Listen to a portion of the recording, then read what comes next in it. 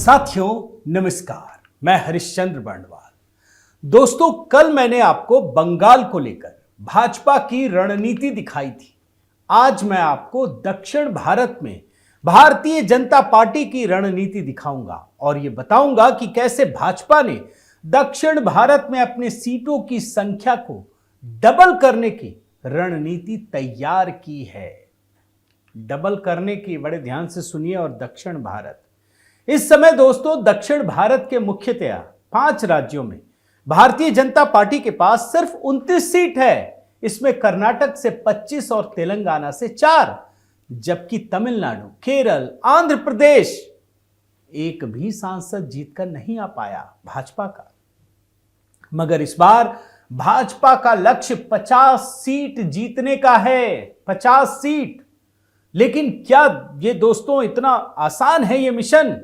आपको आगे की कहानी बताऊं उससे पहले आपको रणनीतिकार, जो चुनावी रणनीतिकार हैं प्रशांत किशोर, उनके कुछ बयान सुनाना चाहता हूं। इंडिया टुडे को दिए इंटरव्यू में उन्होंने तमिलनाडु के लिए क्या कहा, पहले आप ये सुनिए। Similarly, in Tamil Nadu, I see BJP getting into double-digit vote share this time. Make no mistake, they will, anything between 7 to 12, 15% vote is possible for BJP in Tamil Nadu. अब अगर प्रशांत किशोर ये बात कह रहे हैं तो कोई तो वजह होगी ना, वो वजह बताऊंगा। लेकिन अब तेलंगाना को लेकर उनकी टिप्पणी सुनिए। In Telangana, BJP got 14% vote. That's a very good launching pad for a party like BJP to take on Telangana.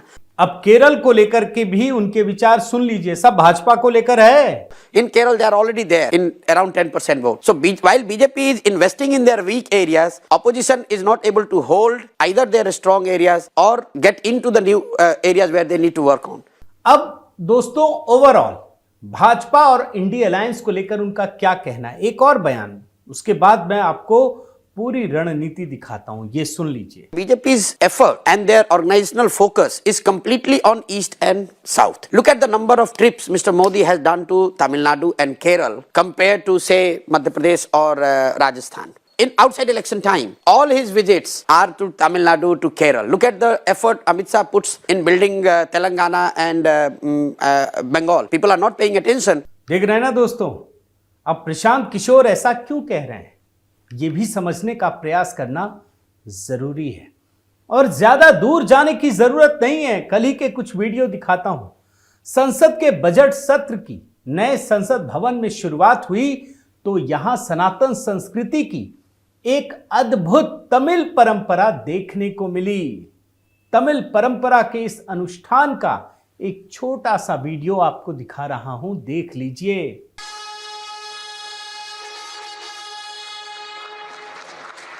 ये वीडियो ना दोस्तों बड़ा खास है। राष्ट्रपति द्रौपदी मुर्मू नए संसद भवन में जब अपने पहले अभिभाषण को देने के लिए पहुंची तो उनके आगे आगे तमिल परंपरा का यह सेंगोल सम्मान साथ चल रहा था, जिसे अभिभाषण के पहले संसद भवन में स्थापित किया गया। और ये जान लीजिए दोस्तों कि सेंगोल तमिलनाडु के चोल राजवंश की एक सनातन परंपरा है, जो राज सत्ता को ईश्वरीय समानता और न्याय के आदर्श को स्थापित करने के लिए प्रेरित करता है। लेकिन आज उसी तमिलनाडु में सनातन संस्कृति की वैभवशाली परंपराएं इंडिया अलायंस की डीएमके और कांग्रेस के कारण दम तोड़ रही है। आपको तो सारे बयान पता है ना कि क्या कुछ कहा गया है। जबकि प्रधानमंत्री मोदी न सिर्फ सनातन संस्कृति की तमिल परंपराओं को बल्कि दक्षिण भारत में सनातन संस्कृति की विविध परंपराओं को पुनर्जागृत करने का काम कर रहे हैं। और आपको याद होगा 22 जनवरी को श्री राम मंदिर में प्राण प्रतिष्ठा करने से पहले प्रधानमंत्री मोदी ने 11 दिन के अनुष्ठान किए थे और उसमें दक्षिण भारत के उन सभी मंदिरों में दर्शन पूजन किया जिनका भगवान श्री राम के जीवन में विशेष महत्व है। लेकिन प्रधानमंत्री मोदी ये भी जानते हैं दोस्तों कि जब तक दक्षिण भारत के 4 राज्यों तमिलनाडु, आंध्र प्रदेश, केरल और तेलंगाना में राजनीतिक सत्ता भाजपा के हाथ में नहीं आती है, तब तक सनातन संस्कृति के गढ़ में इस संस्कृति को बचाए रखना मुश्किल है। और इसीलिए आगामी लोकसभा चुनाव के लिए इन राज्यों से भाजपा ने 40 से 50 सीट जीतने का मिशन बनाया है। आप ये समझिए, कर्नाटक में भाजपा ने पिछले चुनाव 2019 में 28 में से 25 सीटें जीतकर यह विश्वास हासिल कर लिया है कि यह मिशन कठिन नहीं है। और अब तो जेडीएस के साथ वो भी हो गया, इनका गठबंधन भी हो गया है। और आपने एक सी वोटर का मैंने आपको दिखाया था, एक सर्वे सी वोटर या किसी का था, उसमें स्थिति बहुत साफ है, वहां कोई दिक्कत नहीं है।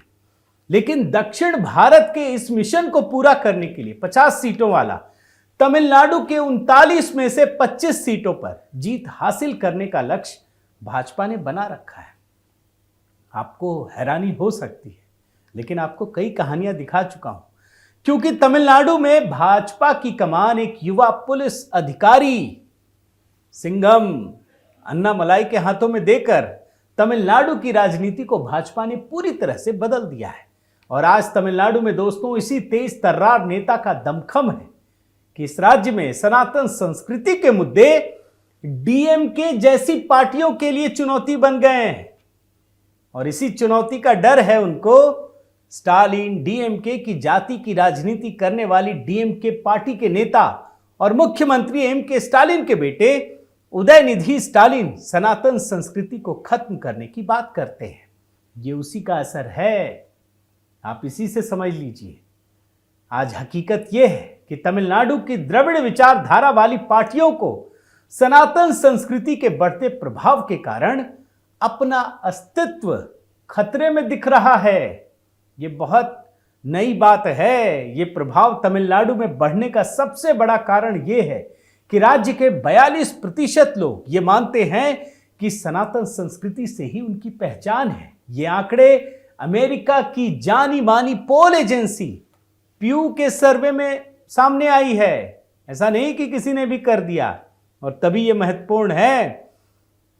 तमिलनाडु में दोस्तों सनातन संस्कृति के प्रति बढ़ती चेतना का परिणाम राज्य के स्थानीय चुनाव में भी देखने को मिला, जब भाजपा अकेले अपने दम पर राज्य में तीसरी बड़ी राजनीतिक ताकत के रूप में स्थापित हो चुकी है। तीसरी बड़ी ताकत, इस बढ़ती राजनीतिक ताकत ने भाजपा को यह विश्वास दिया है कि आज वो तमिलनाडु की सभी 39 सीटों पर अपने उम्मीदवार खड़े करने की तैयारी में लगी हुई है।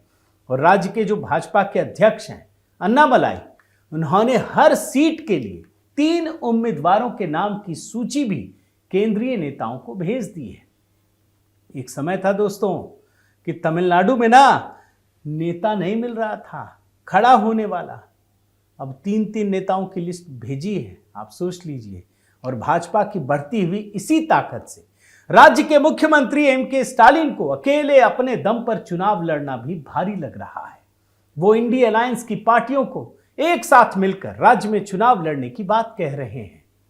ये पहली बार हो रहा है, लेकिन ये बात साफ हो चुकी है कि आगामी लोकसभा चुनाव में भाजपा के खिलाफ खड़ी होने वाली कौन कौन सी ताकत, एआईएडीएमके, कांग्रेस और डीएमके, इसके अलावा कई अन्य छोटी छोटी पार्टियां सब लड़ रही हैं। और इनके बीच वोटों का जबरदस्त विभाजन होना है, जिसका फायदा प्रधानमंत्री मोदी की छवि को मिलना लगभग तय माना जा रहा है। प्रधानमंत्री मोदी की इसी छवि से परेशान होकर डीएमके की सरकार ने 22 जनवरी को क्या किया था, भूले तो नहीं ना? मैं वीडियो दिखा चुका हूं। अयोध्या में हुए प्राण प्रतिष्ठा के कार्यक्रम के टीवी प्रसारण पर रोक लगा दी थी। सुप्रीम कोर्ट पहुंचना पड़ा था।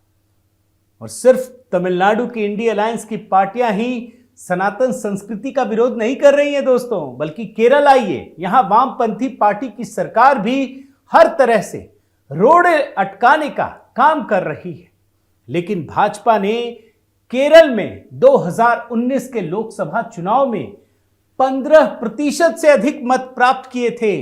इस चुनाव में भाजपा ने वैसे 3 सीट जीतने का लक्ष्य रखा था, लेकिन कांग्रेस और वामपंथी दलों का जो गठजोड़ था ना, वो भारी पड़ गया। ये लोग लड़ते तो हैं, लेकिन अंदर ही अंदर सेटिंग करके बैठते हैं। यही दोनों मेन दल है। इन लोगों ने ऐसी सेटिंग की कि भाजपा की दाल नहीं गली और 15% वोट पाने के बाद भी सीट नहीं मिली। लेकिन इस बार दोस्तों प्रधानमंत्री मोदी ने केरल के मोर्चे पर खुद को लगा दिया है। वो दक्षिण भारत के राज्यों के साथ साथ केरल का लगातार दौरा कर रहे हैं और अभी हाल ही में उन्होंने त्रिशूर यात्रा की थी और खुद बूथ स्तर पर कार्यक्रम को संबोधित किया। प्रधानमंत्री बनने के बाद नरेंद्र मोदी जी ने ऐसा पहली बार किया है, आप सोच लीजिए। और पीएम मोदी ने त्रिशूर में रोड शो करके यह साबित कर दिया कि इस बार केरल के गढ़ को भी भेदने के लिए भारतीय जनता पार्टी पूरी तरह से तैयार है। और तमिलनाडु और केरल ही नहीं दोस्तों, मैं अब आपको तेलंगाना की बात बताऊं। यहां भाजपा ने जबरदस्त बढ़त बनाई है। कैसे? 2019 के लोकसभा चुनाव में ही भाजपा तेलंगाना में 4 सीटें जीत चुकी हैं। उस समय भाजपा को भी बड़ा आश्चर्य हुआ था जब ये सीटें मिली थी, क्योंकि उम्मीद नहीं थी। लेकिन अभी हाल ही का विधानसभा चुनाव ले लीजिए जो 5 राज्यों के हुए, 8 सीट मिली भाजपा को और भाजपा ने 14% वोट हासिल किए। और अगर आप पिछली बार से तुलना करें 2018 से, तो उस समय 6.10% वोट और अब दोगुने से भी अधिक। इसका मतलब साफ है कि आगामी लोकसभा चुनाव में भाजपा को तेलंगाना में 4 से अधिक सीट मिलने की पूरी जमीन तैयार हो चुकी है। इस तरह से दोस्तों भाजपा ने दक्षिण भारत के तमिलनाडु, केरल, कर्नाटक और तेलंगाना के लिए 40 से 50 सीटों के जिस लक्ष्य को रखा है वो पूरी तरह से मिलता हुआ दिख रहा है। प्रधानमंत्री मोदी के नेतृत्व में जिस तरह से भाजपा का कारवां आगे बढ़ रहा है और इंडिया अलायंस का मनोबल टूटता जा रहा है, उससे दक्षिण ही नहीं, उत्तर, पूर्व और पश्चिम भारत में भी ये बात सबकी जुबान पर है कि इंडिया अलायंस देश को लोकसभा चुनाव में कोई विकल्प दे ही नहीं सकता है। तो कुल मिलाकर साथियों, देश की राजनीति पूरी तरह से बदल चुकी है। एक तरफ जहां पीएम मोदी एक बड़े मकसद के साथ, विकसित भारत का मकसद, वो आगे बढ़ रहे हैं, वहीं दूसरी तरफ इंडिया अलायंस मोदी विरोध में भ्रष्टाचार, जातिवाद और परिवारवाद का भी समर्थन करने में जुट गया है। वो देश विरोध और देश हित से जुड़े मुद्दों को छोड़कर सिर्फ मोदी विरोध में जाकर टिक गया है और यही उनकी सबसे बड़ी गलती है और इसी का खामियाजा उन्हें लोकसभा चुनाव में भुगतना होगा। तो ये है दक्षिण भारत में भारतीय जनता पार्टी की रणनीति।